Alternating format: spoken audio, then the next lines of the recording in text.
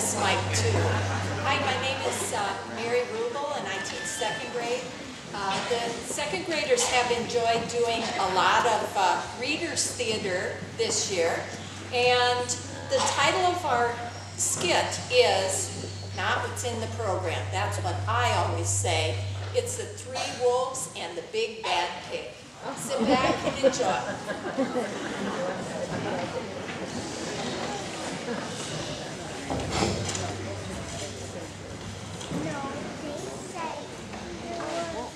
Once upon a time, there were three little cuddly little wolves with soft fur and fluffy tails who lived with their mother. The first was black, the second was gray, and the third was white.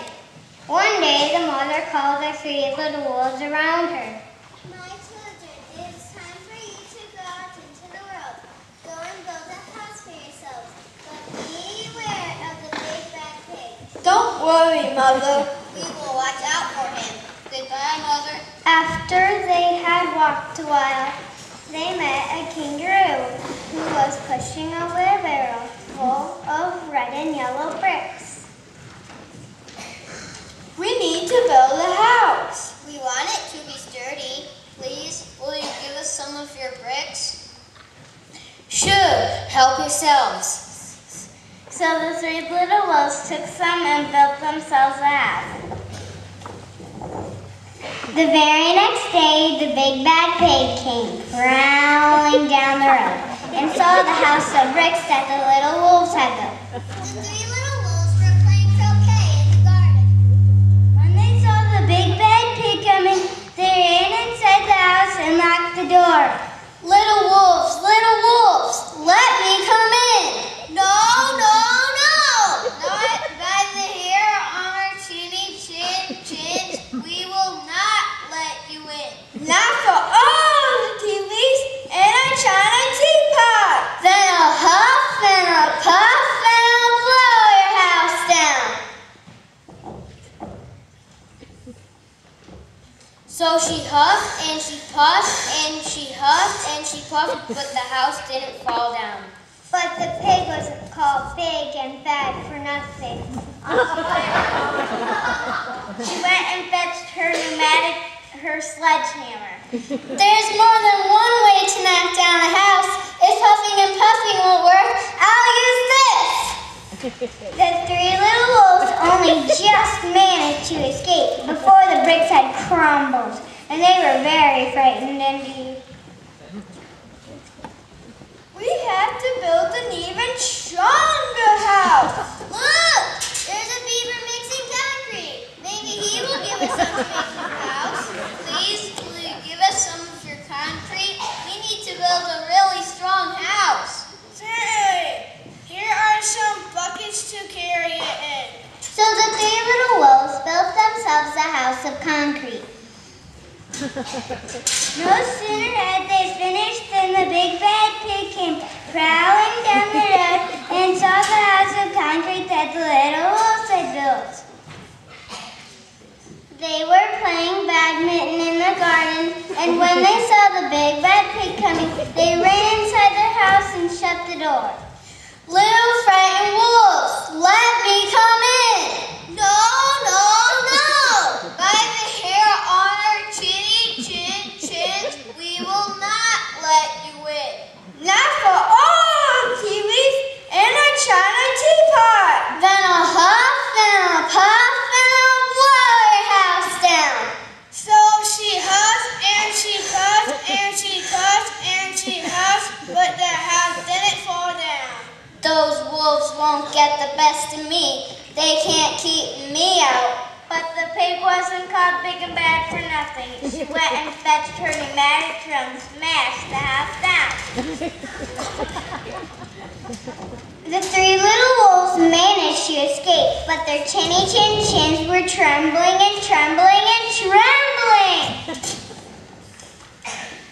We have to build an even stronger house. But what will we make it out of? What is stronger than concrete? I think I know. Look, there's a truck filled with barbed wire, iron bars, armored plates, and heavy metal padlocks. Maybe the rhinoceros that is driving some. Mr. Rhinoceros, will you please give us some of your barbed wire, iron bars, armor plates, and some heavy metal padlocks? Big Bad Pig has knocked down our brick and concrete houses down. We want to build a house that he cannot destroy. Sure, help yourselves. The Big Bad Pig will never be able to hurt a house made out of steel. Good luck. So the three little wolves built themselves an extremely strong house. It was the strongest, securest house one could possibly imagine. It felt absolutely safe. The next day, the Big Bad Pig came prowling along the road as usual. The three little wolves were playing hopscotch in the garden. When they saw the Big Bad Pig coming, they ran inside the house, bolted the door, and locked all 37 padlocks. Little frightened wolves, let me come in. No, no, no. By the hair on our chins, we will not let you in. Not for all tea leaves in a china teapot. Then a huff and a puff and I'll blow your house down.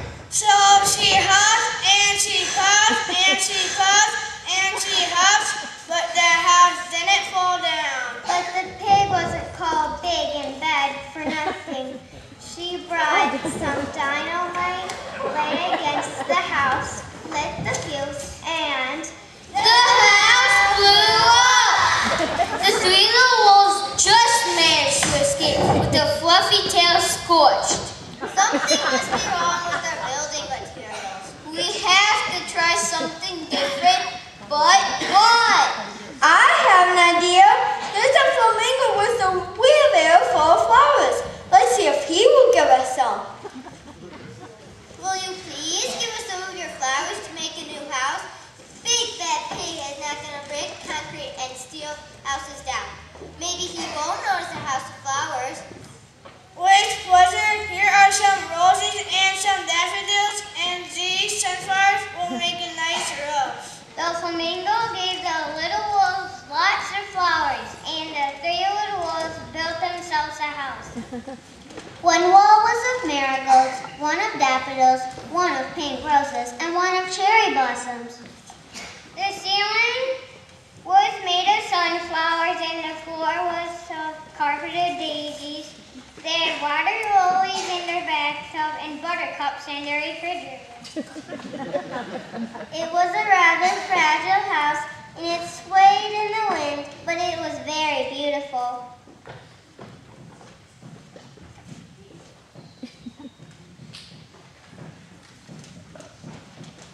Next day, the Big Bad Pig came prowling down the road and saw the house of flowers that the three little wolves had built.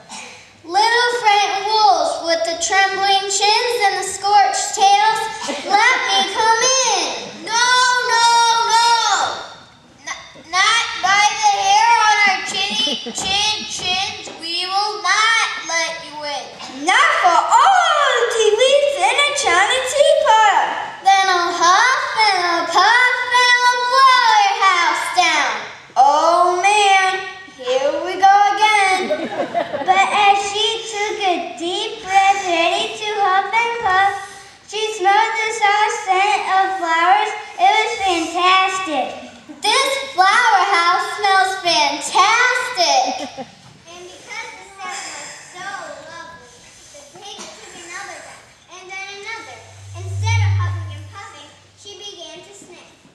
She sniffed deeper and deeper until she was quite filled with the fragrant scent. Her heart grew tender, and she realized how horrible she had been. It was really horrible to wreck the three little wolves' houses. I realized that I was wrong. From now on, I will be a big, good pig. She started to dance the tarantella. At first, the three little wolves were a bit worried. It might be a trick. Is she for real? I never saw a pig into the tarantella before. Me neither. Maybe she's trying to make us believe that she has changed. And when we come out she'll get us? I don't know. Let's go out and see what happens. So the three wolves came running out of the house. They started playing games with the pig. First they played pig bomb, and then piggy in the middle. And when they were all tired, they invited her into the house. They offered her tea and strawberries and wolfberries and asked her to stay with them as long as she wanted. Pig accepted. And we all